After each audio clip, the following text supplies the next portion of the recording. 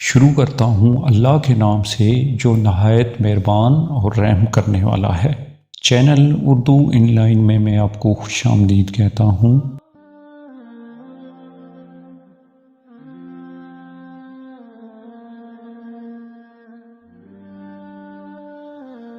ایک دن حضرت فاروق اعظم کا سادہ دربار خلافت سرگرم تھا۔ اکابر صحابہ موجود تھے، مختلف معاملات پیش ہو کر طے ہو رہے تھے۔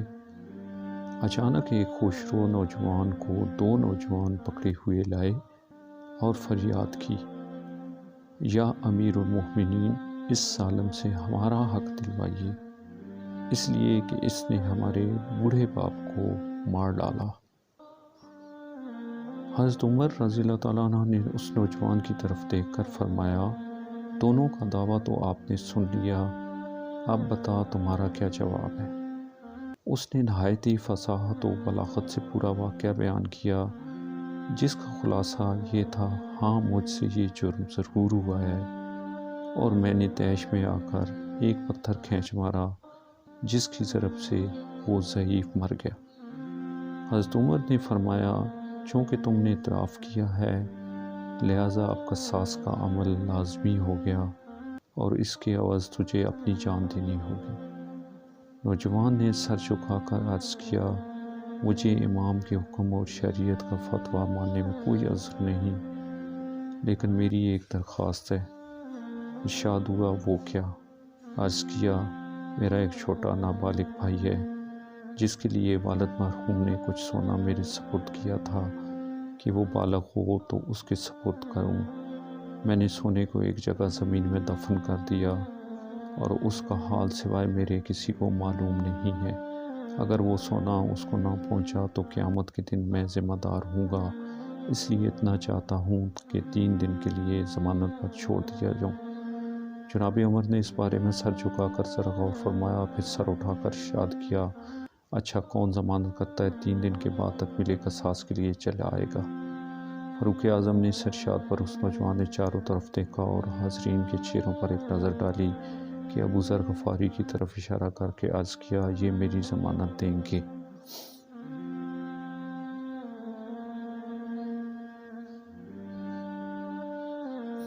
حضرت عمر نے پوچھا، ابو ذر تم ضمانت کرتے ہو؟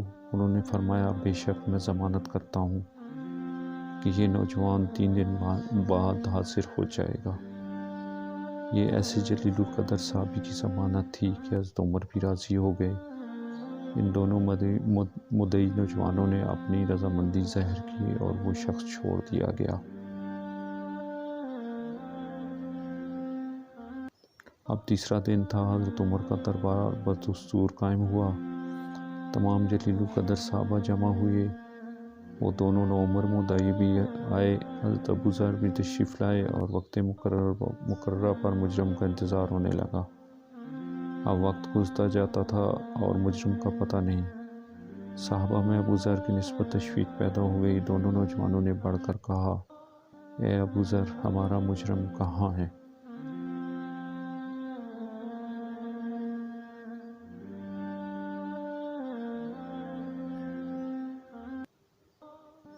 ابو ذر غفاری نے کمال استقلال اور ثابت قدمی سے جواب دیا کہ اگر تیسرے دن کا وقت مقرر گزر گیا اور وہ نہ آیا تو اللہ کی قسم میں اپنی ضمانت پوری کروں گا۔ عدالت فاروقی بھی جوش میں آئی۔ حضرت عمر فاروق سنبھل بیٹھے اور فرمایا، اگر وہ نہ آیا تو ابو ذر کی نسبت وہی کارروائی کی جائے گی جو شریعت اسلامی کا تقاضا ہے۔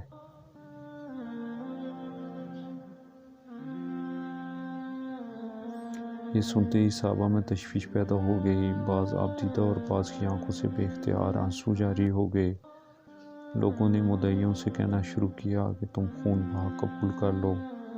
انہوں نے قطعی انکار کیا کہ ہم خون کے بدلے خون ہی چاہتے ہیں۔ لوگ اس پریشانی میں تھے کہ ناگہاں وہ مجرم نمودار ہوا، حالت یہ کہ پسینے میں ڈوبا ہوا اور سانس پھولی ہوئی تھی۔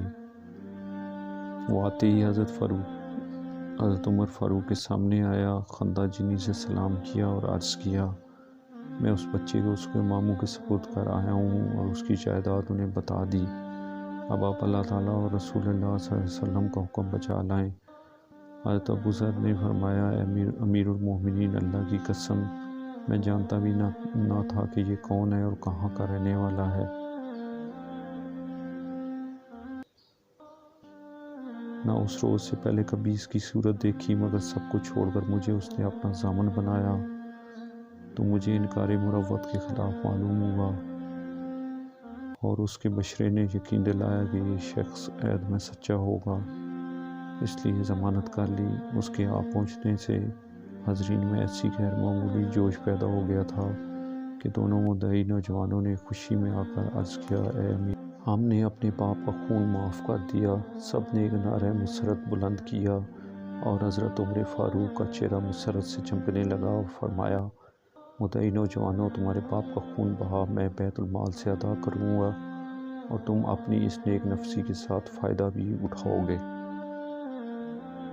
انہوں نے عرض کیا، امیر المومنین، ہم اس حق کو خالص اللہ کی خوشنودی کے لیے معاف کر چکے، لہٰذا اب ہمیں کچھ لینے کا حق نہیں ہے اور نہ ہی لیں گے۔